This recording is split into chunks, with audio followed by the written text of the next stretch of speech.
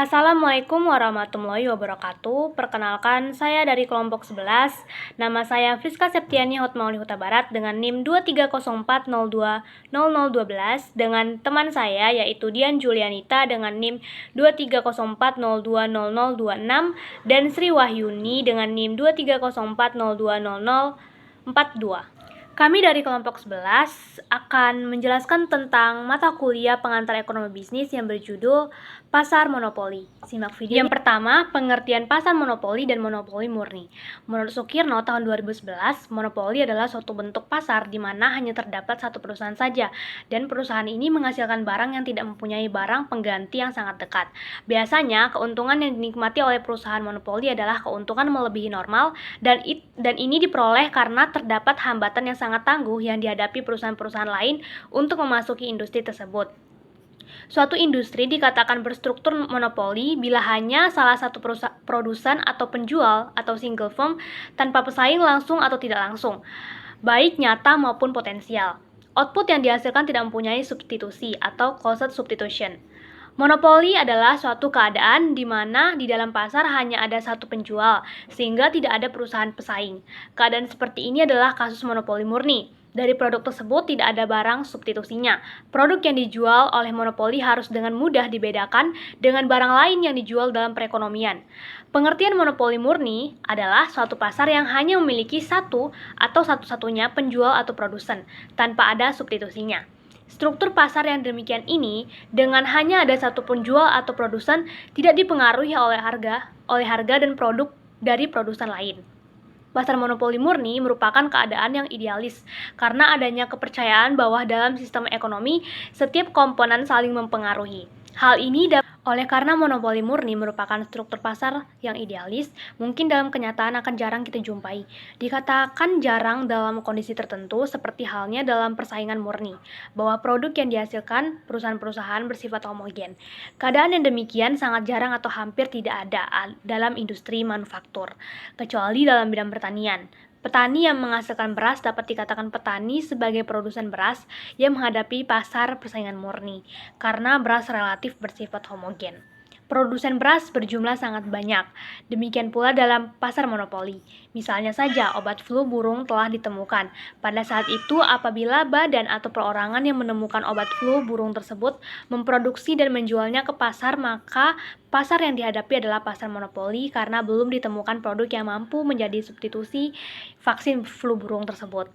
Di Indonesia selanjutnya, ada permintaan, penerimaan penjualan total, dan penerimaan penjualan marginal perusahaan monopoli. Sebagaimana telah dijelaskan pada bab sebelumnya, bahwa permintaan menjelaskan pola hubungan antara harga jual dengan jumlah barang yang diminta oleh konsumen. Berkenaan dengan harga jual, perusahaan monopoli memiliki kekuatan untuk menentukan harga jual sesuai dengan profit margin yang dikehendaki dan biaya produksi yang dikeluarkan. Oleh sebab itu, bagi perusahaan monopoli dapat menentukan harga jual yang bervariasi sesuai dengan yang dia kehendaki. Kemudian, pola hubungan antara produksi atau Q, penerimaan penjualan total, TR, dan penerimaan penjualan marginal atau MR, sebagaimana terlihat pada grafik ini, memperlihatkan bahwa TR maksimum ketika MR sama dengan 0. Pada produksi 2000 hingga 6000, besaran TR terus mengalami peningkatan. Namun demikian, besaran MR semakin menurun. Pada produksi 6500, besaran TR mengalami penurunan dan besaran MR menjadi negatif. Dengan demikian, MR sebesar 0 tercapai pada produksi antara 6000 hingga 6500. Pada harga sebesar 1200, perusahaan mencapai TR maksimum pada produksi sebesar 6000. Dengan demikian, maksimalisasi penerimaan penjualan total atau TR bergantung pada dua hal, yaitu produksi atau permintaan dan besaran harga jual. Bagi perusahaan monopoli, peningkatan penerimaan penjualan dapat dilakukan dengan menaikkan harga jual. Peningkatan harga jual barang dan jasa yang dihasilkan oleh perusahaan monopoli berdasarkan kenaikan biaya produksi adalah wajar. Misalnya, kenaikan biaya produksi akibat peningkatan kualitas barang dan jasa yang dihasilkan. Perilaku perusahaan monopoli akan merugikan konsumen jika dia menaikkan harga jual semata-mata karena ingin meningkatkan penerimaan penjualan atau tanpa terjadi kenaikan biaya produksi dengan memanfaatkan kekuatan yang dia miliki dalam menguasai pasar. Sebaliknya, fenomena perusahaan monopoli akan menguntungkan konsumen, manakala penguasaan pasar yang dia miliki dicapai dengan proses produksi yang berkualitas dan efisien. Perusahaan yang berhasil menguasai pasar dengan mengalahkan perusahaan pesaing karena menghasilkan barang dan jasa dengan sangat efisien akan tampil sebagai perusahaan monopoli.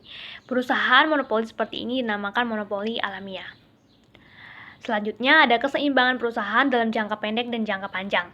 Yang pertama, jangka pendek. Sebagaimana halnya perusahaan yang bergerak dalam pasar persaingan sempurna, perusahaan monopoli juga harus menyamakan MR dengan MC agar mencapai laba maksimum, seperti yang digambarkan pada diagram. Pada diagram tersebut, laba maksimum tercapai pada output Q, di mana MR MC besar laba seluas bidang AP BC jika output lebih kecil dari Q, misalnya Q1. Laba perusahaan belum maksimum sebab MR lebih besar dari MC. Sebaliknya jika output lebih besar dari Q, misalnya Q2, laba akan berkurang karena MR lebih kecil dari MC. Monopolis juga bisa menderita rugi, namun apabila rugi akan diusahakan agar kerugiannya adalah minimum juga pada tingkat output di mana MR sama dengan MC. Jadi tingkat outputnya adalah Q. Harga R TR sama dengan OP CQ, sedangkan TC sama dengan QABQ, sehingga daerah kerugian adalah bidang PABC atau kerugian yang minimum. Yang kedua ada jangka panjang. Perusahaan monopoli tidak mempunyai masalah besar dengan keseimbangan jangka panjang. Selama dalam jangka pendek memperoleh laba maksimum dalam pasar persaingan sempurna, laba supernormal akan menarik perusahaan lain untuk masuk ke dalam industri sehingga dalam jangka panjang perusahaan hanya menikmati laba normal saja. Namun hal tersebut tidak berlaku dalam pasar monopoli. Hambatan untuk masuk menyebabkan perusahaan monopoli mampu menikmati laba supernormal baik dalam jangka pendek maupun dalam jangka panjang. Perusahaan monopoli hanya akan kehilangan laba supernormal jangka panjang bila tidak mampu mempertahankan daya monopolinya.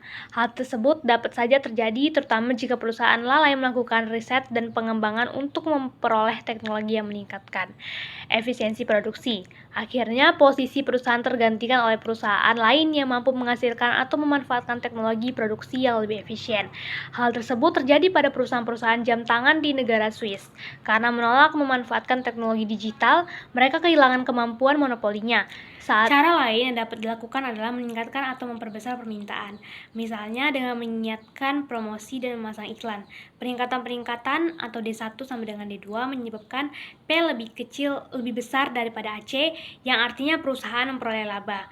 Diagram tersebut tentu saja cara yang terbaik adalah melakukan peningkatan efisiensi sekaligus meningkatkan permintaan. Yang selanjutnya ada D, diskriminasi harga. Monopoli mempunyai kemampuan untuk membeda-bedakan para pembeli dengan menetapkan harga yang berbeda-beda pula dari produknya. Sebagai penjual tunggal untuk produk tertentu, seorang monopolis memiliki kemampuan untuk menetapkan harga, satu kelebihan yang tidak dimiliki oleh perusahaan-perusahaan dalam pasar persaingan sempurna. Pengertian diskriminasi harga dibedakan menjadi dua, yaitu yang pertama penetapan harga yang berbeda-beda untuk para pembeli barang yang sama, yang kedua penetapan tingkat harga di mana perbandingan antara harga dari MC berbeda dengan di antara para pembeli. Para ekonom lebih menyukai pengertian yang kedua karena pengertian tersebut memperhatikan bahwa biaya pelayanan bagi para langganan dapat berbeda-beda. Derajat diskriminasi harga. Penggolongan diskriminasi harga tergantung pada derajat diskriminasinya. Derajat diskriminasi ini dibagi 3 menurut A.C. Pigou dalam bukunya yang berjudul The Economics of Welfare 1920. Diskriminasi yang terlengkap adalah derajat diskriminasi tertinggi. Diskriminasi harga derajat pertama merupakan tujuan akhir, yaitu setiap unit yang dijual perusahaan mempunyai tingkat harga yang berbeda-beda. Yang pertama, diskriminasi harga derajat ketiga, harga berbeda-beda untuk para langganan pada pasar yang berbeda. Yang kedua, diskriminasi harga derajat kedua, harga yang berbeda-beda untuk beberapa golongan barang yang dijual ke para langganan. Diskriminasi harga derajat pertama, harga yang berbeda-beda untuk setiap unit barang yang dijual ke para langganan. Semua surplus konsumen dapat dicaplok atau captured dengan adanya diskriminasi harga derajat pertama. Oleh karena itu, tujuan dan manfaat diskriminasi harga. Diskriminasi harga memungkinkan monopolis untuk memperoleh penerimaan atau revenue yang lebih banyak daripada yang dapat diperolehnya jika hanya menggunakan harga tunggal. Tambahan penerimaan tersebut dapat digunakan untuk menambah pelayanan. Selain itu, diskriminasi harga tersebut juga dapat meningkatkan laba yang diperoleh perusahaan monopolis tersebut. Contoh, diskriminasi harga mungkin diinginkan atau tidak diinginkan. Kita harus keberatan jika PLN menaikkan tarif listrik atau rumah tangga, sedangkan untuk para pelanggan industri diturunkan. karena kita tentu akan keberatan untuk mengurangi misalnya uang belanja anak-anak. Oleh karena itu mungkin hampir semua orang akan menyetujui adanya diskriminasi harga yang diterapkan oleh perusahaan bioskop, pembayaran SPP, ongkos kereta api. Tapi perlu pula untuk diingatkan bahwa tanpa tambahan penerimaan dari adanya diskriminasi harga itu, perusahaan-perusahaan tersebut tidak akan dapat bertahan hidup. Tidak ada harga. C. Syarat-syarat agar diskriminasi harga bisa efektif. Diskriminasi harga derajat pertama dan kedua memerlukan informasi kurva permintaan individual. Sedangkan diskriminasi harga derajat ketiga memerlukan kemampuan perusahaan tersebut untuk dapat mengidentifikasi para pembeli atau pasar yang mempunyai elastisitas permintaan yang berbeda-beda. Ketiga derajat diskriminasi di atas mengendaki para penjual mampu untuk memilah-milah para pembeli. Jika seorang pembeli dapat mentransfer barang kepada pembeli lainnya, maka efektivitas diskriminasi harga tersebut sangat terbatas. Misalnya, seorang pembeli yang dapat berperan sebagai wholesalers atau pedagang besar bagi pembeli lainnya. Contohnya diskriminasi harga yang dilakukan oleh PLN dan perusahaan telepon atau Prumtel cukup efektif karena pelanggan listrik maupun telepon membutuhkan kabel-kabel penghalang kepada setiap pelanggan. Oleh karena itu, sulit bagi para pelanggan untuk mentransfer listrik antara sesama pelanggan. D. Pengaruh permintaan yang inelastis. Jika pasar dapat dipilah-pilah, maka laba dapat ditingkatkan dengan menerapkan diskriminasi derajat ketiga. Monopolis akan memaksimumkan labanya jika MC sama dengan MR. Untuk setiap pasar, harga-harga akan tergantung pada elastisitas permintaan pada masing-masing pasar tersebut. Jika elastisitasnya lebih tinggi, maka harganya lebih rendah di pasar. E. Monopoli alamiah atau natural monopoli. Perusahaan yang memiliki daya monopoli alamiah atau natural monopoli disebut monopolis alamiah. Perusahaan ini mempunyai kurva biaya rata-rata atau ESI jangka panjang yang menurun atau negatif skop. Makin besar output yang dihasilkan, makin rendah biaya rata-rata. Ini dimungkinkan karena perusahaan memiliki kurva biaya marginal atau MC yang juga menurun dan berada di bawah kurva ESI. Perusahaan ini memiliki tingkat efisien yang tinggi bila skala produksi diperbesar. Perusahaan seperti ini mampu melakukan eksploitasi pasar. Lihat dari makin besarnya selisih harga jual dengan biaya marginal.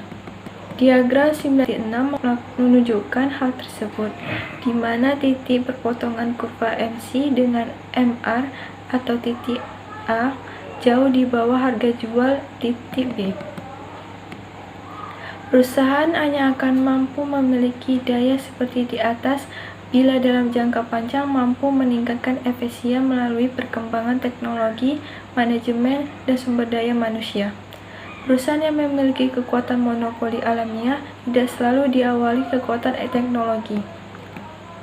Sebaliknya, perusahaan yang pada awalnya memiliki kemampuan teknis dapat kehilangan kemampuan monopoli dan tidak mampu menjadi monopolis alamiah.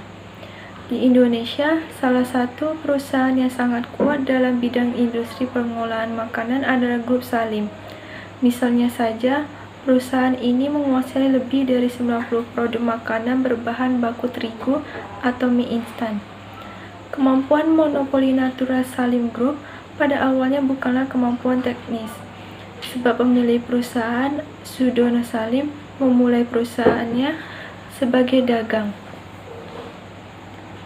yang sekitar 30 tahun lalu memperoleh hak monopoli pengolahan terigu untuk seluruh wilayah Indonesia melalui perusahaan pengolahan tepung terigu Bogasari. Hak monopoli tersebut adalah monopoli legalistik atau legal monopoli.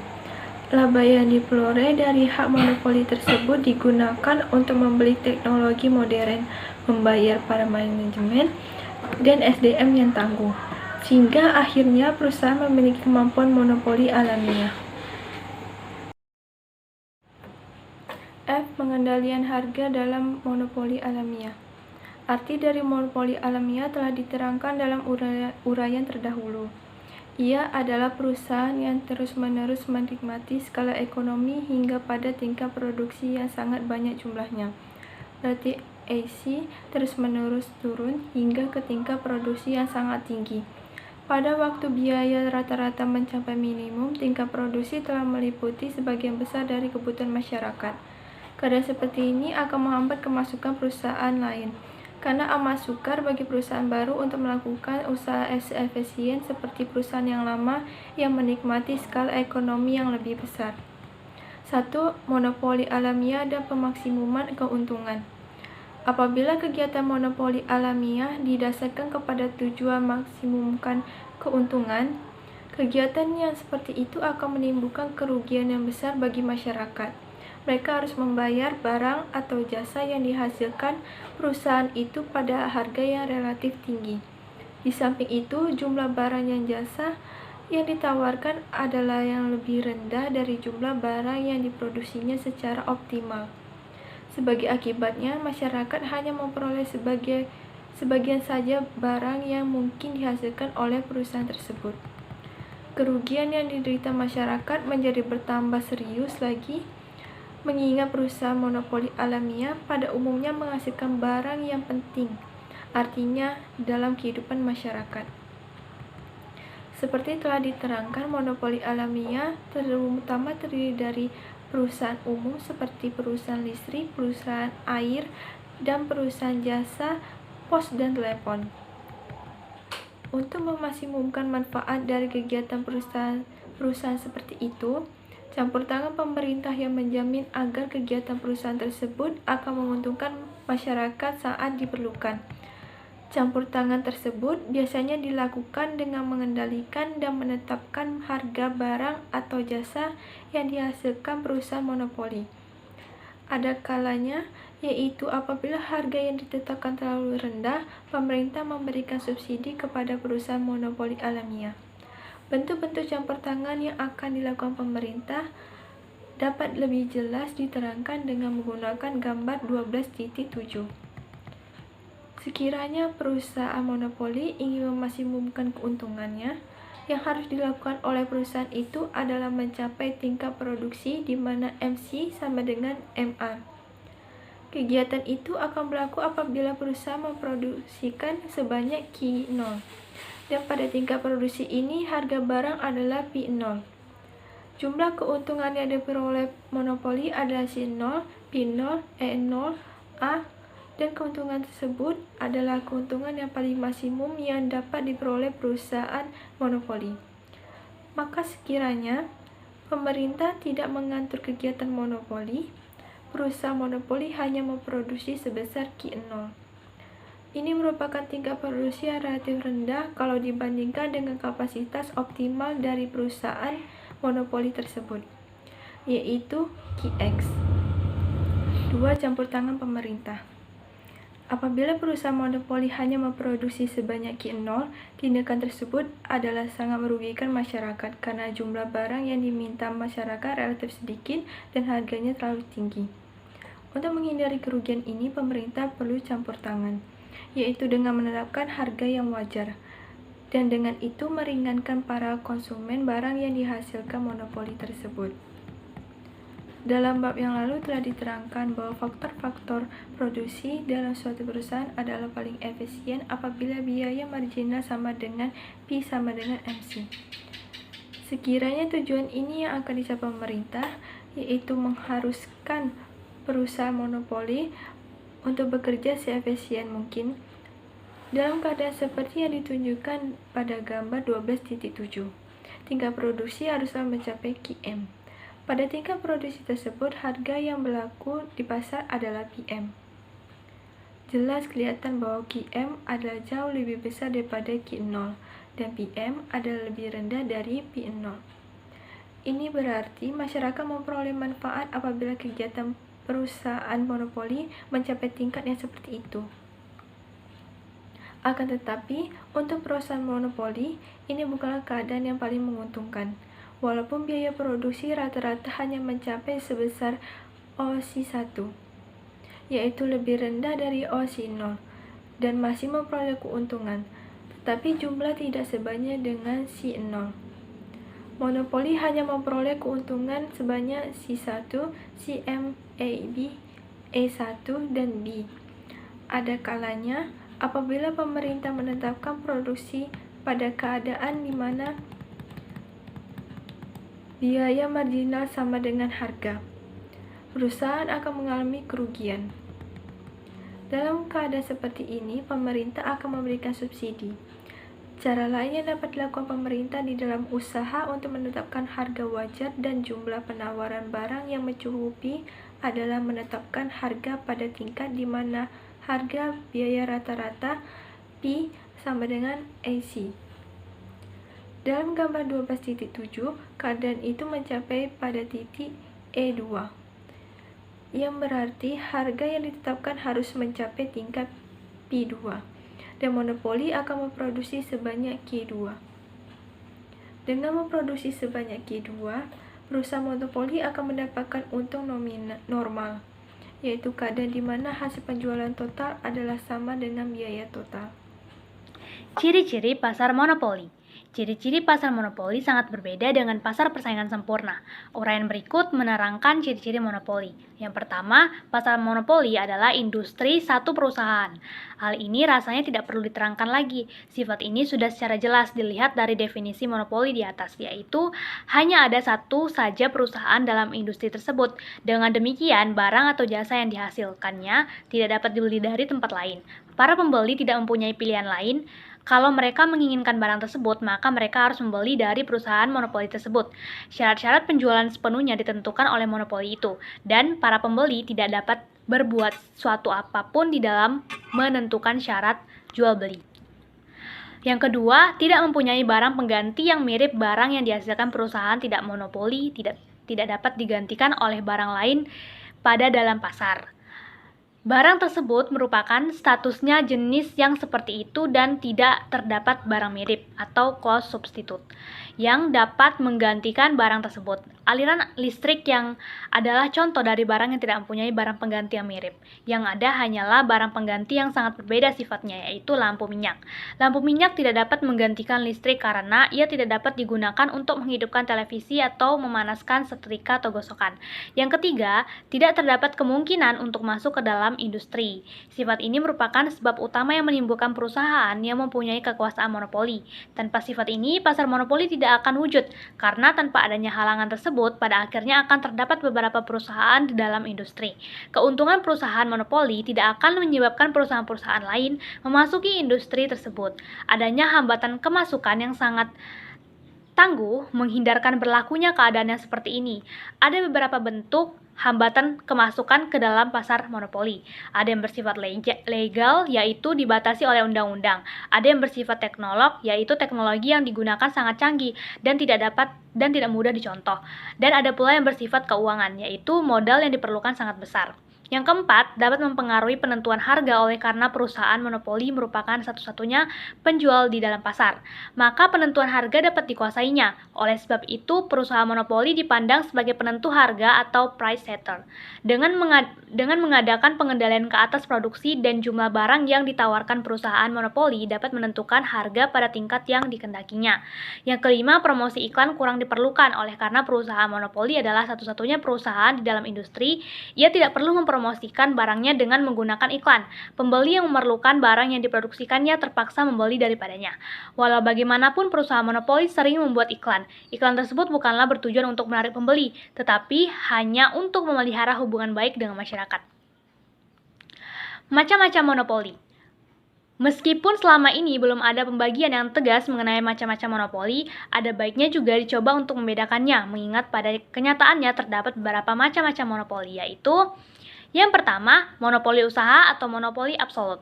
Monopoli usaha adalah monopoli yang dilakukan oleh perusahaan atau badan usaha karena menguasai produksi dan penjualan suatu produk atau jasa secara sendiri, tanpa saingan dalam suatu pasar. Sebagai misal, untuk kasus di Indonesia sebelum tahun 1997, PT Bogasari adalah perusahaan yang monopoli usaha tepung terigu.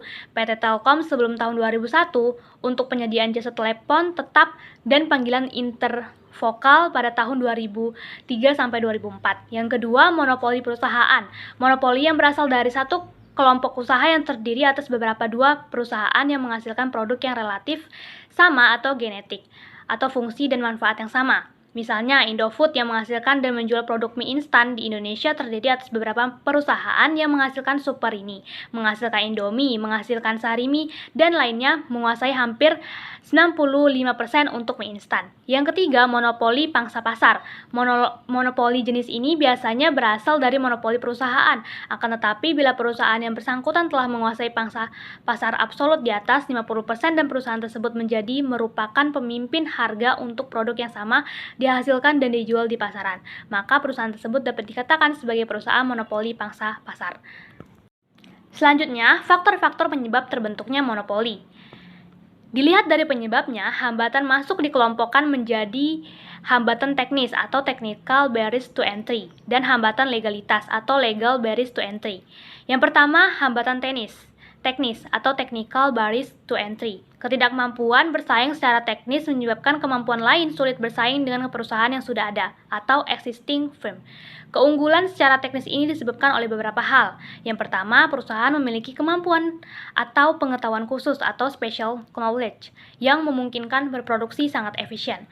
Yang kedua, tingginya tingkat efisiensi memungkinkan perusahaan monopoli mempunyai kurva biaya atau MC dan AC yang menurun. Makin besar skala produksi, biaya marginal makin menurun sehingga biaya produksi per unit atau AC makin rendah. Yang ketiga, perusahaan memiliki kemampuan kontrol sumber faktor produksi, baik berupa sumber daya alam, sumber daya manusia, maupun lokasi produksi. Kelompok konglomerat di Indonesia mempunyai kemampuan monopoli secara teknis karena mampu mengontrol faktor produksi berupa bahan baku, misalnya batu kapur untuk pabrik semen. Selain bahan baku, faktor produksi yang dimonopoli konglomerat adalah SDM berkualitas, di mana tamatan-tamatan universitas top di Indonesia kebanyakan bekerja di perusahaan konglomerat dibanding perusahaan kecil. Lokasi produk yang khusus juga menyebabkan perusahaan memiliki kemampuan teknis atau biaya transportasi yang sangat rendah, yang menyebabkan daya monopoli. Perusahaan-perusahaan yang mempunyai daya monopoli karena kemampuan teknis disebut perusahaan monopolis alamiah atau natural monopolis. 2. Hambatan legalitas atau legal barriers to entry. Yang pertama, undang-undang dan hak khusus. Tidak semua perusahaan mempunyai daya monopoli karena kemampuan teknis. Dalam kehidupan sehari-hari, kita menemukan perusahaan-perusahaan yang tidak efisien tetapi memiliki daya monopoli. Hal itu dimungkinkan karena secara hukum mereka diberi hak monopoli legal monopoli di Indonesia. Di Indonesia, badan-badan usaha milik negara BUMN banyak yang memiliki daya monopoli karena undang-undang. Berdasarkan undang-undang tersebut, mereka memiliki hak khusus atau special franchise untuk mengelola industri tertentu. Hak khusus tidak hanya diberikan oleh pemerintah, tetapi juga oleh satu perusahaan kepada perusahaan lainnya. Di Indonesia, beberapa bentuk konkretnya adalah agen tunggal, importer tunggal, lisensi, dan bisnis waralaba. Yang kedua, hak paten atau patent right atau hak cipta. Tidak semua monopoli berdasarkan hukum atau undang-undang mengakibatkan inefisiensi. Hak paten atau patent right atau hak cipta adalah monopoli berdasarkan hukum karena pengetahuan kemampuan khusus atau special knowledge yang menciptakan daya monopoli secara teknik. Seorang yang mempunyai kemampuan menulis yang baik memiliki hak monopoli atas bukunya bila mengurus hak cipta. Seseorang yang menemukan resep makanan atau ramuan obat memiliki hak monopoli atas penemuannya bila mengurus hak paten. Berdasarkan uraian-uraian di atas, industri penyediaan tenaga listrik atau industri listrik di Indonesia dikatakan berstruktur pasar monopoli karena yang pertama, hanya ada satu produsen yaitu perusahaan listrik negara atau PLN. Yang kedua, listrik yang dihasilkan PLN tidak mempunyai substitusi walaupun sumber tenaga listriknya memiliki beberapa alternatif atau diesel, tenaga air, tenaga uap, dan nuklir. Ketiga, perusahaan-perusahaan lain tidak dapat memasuki industri listrik karena ada hambatan atau barrier to entry, yaitu hak monopoli PLN berdasarkan undang-undang. Dengan cara berpikir yang sama, kita memahami mengapa tidak semua rumah makan boleh menjual ayam goreng Kentucky Fried Chicken, mengapa tidak semua pabrik garmen boleh memproduksi baju bermerek dagang Choya, juga mengapa tidak semua perusahaan penerbit boleh mencetak ulang dan mengedarkan buku-buku terbitan perusahaan lain tanpa izin perusahaan yang bersangkutan. Pertama, pengaturan perusahaan monopoli. Uraian tentang biaya sosial monopoli menuntut upaya pengaturan atau pembatasan perusahaan monopoli. Tujuan pengaturan tersebut bukan saja menekan biaya sosial monopoli, melainkan juga mengubah biaya sosial tersebut menjadi manfaat sosial. Lewat pengaturan monopoli dapat diarahkan untuk meningkatkan kesejahteraan masyarakat dan banyak cara yang dapat ditempuh pemerintah dalam pengaturan monopoli. Misalnya dengan membuat undang-undang anti monopoli yang membatasi dan mengatur kemampuan perusahaan untuk memiliki daya monopoli yang besar. Dengan meningkatnya efisiensi dari sejumlah faktor produksi yang sama dihasilkan output yang lebih besar. Yang kedua, monopoli dan efisiensi mengadakan barang publik. Tidak semua barang dapat disediakan secara efisien lewat pasar. Yang ketiga, mengapa monopoli muncul dalam suatu perusahaan disebut monopoli? Jika perusahaan itu adalah suatu barang dan jika barang tersebut tidak ada barang substitusinya, penyebab perusahaan yang paling mendasar dari munculnya monopoli adalah hambatan untuk masuk. Suatu barang atau monopoli terus menjadi pemain tunggal di pasarnya karena perusahaan-perusahaan lain tidak mampu masuk ke pasar itu dan bersaing dengannya. Hambatan untuk masuk ini timbul akibat tiga hal utama. Yang pertama, suatu sumber daya inti hanya dimiliki oleh suatu perusahaan.